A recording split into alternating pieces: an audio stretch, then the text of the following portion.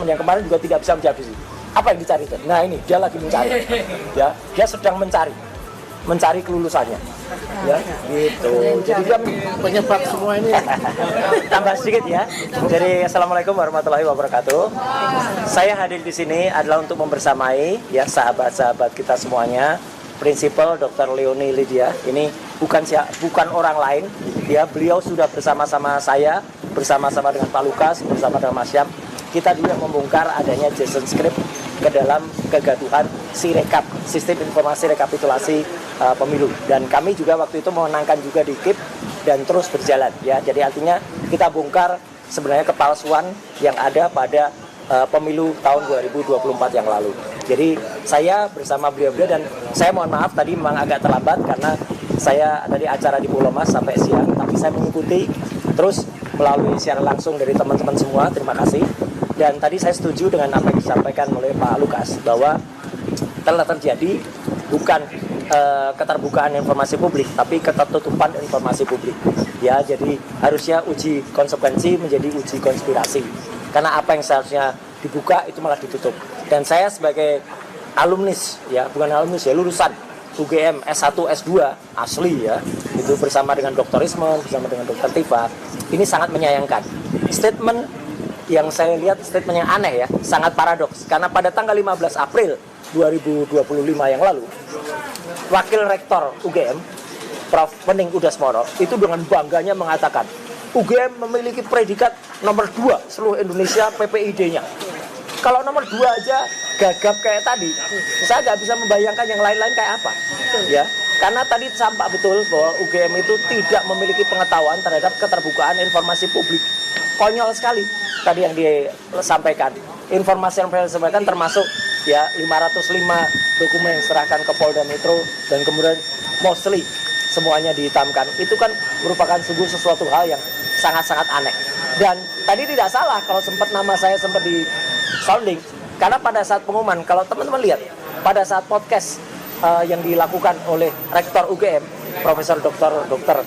Ova Emilia, ya sebelum yang 3 menit 57 detik, tapi yang sekitar 20 menit yang lalu pun nama saya juga disebut juga. Satu-satunya nama selain Joko Widodo yang disebut itu nama saya juga. Apakah Roy Suryo kalau ditanya juga akan disampaikan informasinya. Menurut saya semua harus diberikan oleh UGM. Saya setuju ya Dr. Leonie, UGM jangan buang badan. Tampak betul bahwa UGM itu sangat buang badan di lapangan. Juga tadi ada pertanyaan dari lawyer yang mengatakan soal IP. Ini menarik ya. Pada tahun 2013, pada sebuah acara di Universitas Islam Indonesia, waktu itu hadir Prof. Mahfud MD, Joko Widodo, dan Buya Syafi'i Ma'arif. Ya, waktu itu ditanyakan betul IP-nya berapa, dan Jokowi menyatakan IP-nya di bawah 2 dan tidak pernah diralat sampai hari ini. Ya, kalau diralat, ya udah kita maklum, dia tidak pernah meralat. Padahal itu informasi yang disampaikan di sebuah kampus terkemuka. Artinya hanya ada kemungkinan dia bohong atau bohong, ya gitu.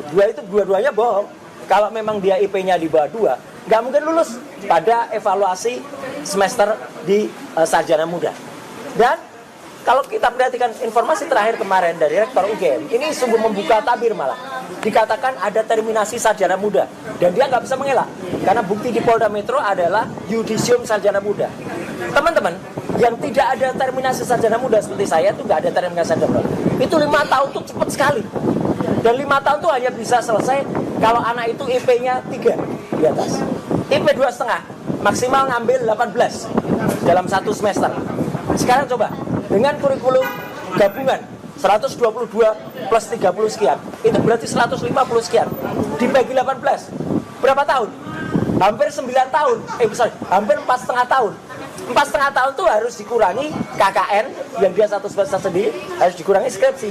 Jadi semua teori itu harus selesai 3,5 tahun. Nggak mungkin dengan IP yang hanya 2,5 lebih sedikit. Ini kebohongan lagi nih yang dibuka kemarin secara tidak sengaja oleh Rektor UGM yang mengatakan IP Saudara Jokowi 2,5 lebih sedikit, memang minimal. Tidak mungkin seorang anak pada zaman itu lulus 5 tahun ya, tapi dengan IP 2,5. Saya sendiri mencatat dan saya punya buktinya. Beberapa dosen UGM terkemuka ya, seperti Pak Hasani Simon, itu pun lulusnya 7 tahun ya. Safri Awang profesor sekarang. Itu lulusnya di atas 5 tahun. Ya, kemudian ada juga Pak Kasmujo. Itu juga lulusnya 6 tahun lebih. Ya, masa seseorang itu bisa lulus 5 tahun dengan IP 2,5 lebih sedikit. Jadi ini saya kira harus dibongkar, termasuk juga tadi meskipun tidak tidak ada legalitasnya untuk KIP, tapi pertanyaan dari salah satu lawyer tadi yang mengatakan pakai kacamata atau tidak itu menarik sekali. Karena terbukti setiap orang lihat, orang waras ya, lihat wajahnya di Pak Soto dengan wajahnya dia sekarang, itu sama sekali nggak ada mirip-miripnya. Jadi sekali lagi, saya hadir di sini untuk membersamai tim Bon Jovi, ya gitu, bersama Pak Lukas Warso, Pak Syam, Bu Dr. Leonie Lydia, dan juga kawan-kawan yang lain, bersama juga lawyer Pak Petrus, itu agar maju terus, kita bersama-sama, dan saya juga sebentar lagi akan ke Mahkamah Konstitusi untuk membersamai Dr. Bonatua Silalahi yang akan melakukan gugatan terhadap seseorang yang sedang dicari-cari legalitasnya ketika dia mendapat surat pernyataan kelulusan dari atau penyetaraan dari Dirjen Dikdasmen yang kemarin juga tidak bisa menjawab sih. Apa yang dicari? Nah ini dia lagi mencari, ya dia sedang mencari kelulusannya, ya gitu. Jadi dia mencarinya nggak ketemu, dan nanti kan nggak ketemu karena surat pernyataannya itu pun yang dari Dirjen Dikdasmen yang kemarin juga kita bahas di sini itu sangat janggal. Dan waktu itu Dirjen Dikdasmen mengatakan, oh itu ada poin-poin. Jelas betul, nggak boleh mengatakan hanya ada poin-poin. Ada 11 poin. 11 poin itu termasuk rapor 3 tahun. Nggak ada itu rapor 3 tahun. Surat kelulusan dari UTS Insert, nggak ada juga. Saya pulang dari Australia membawa 5 contoh.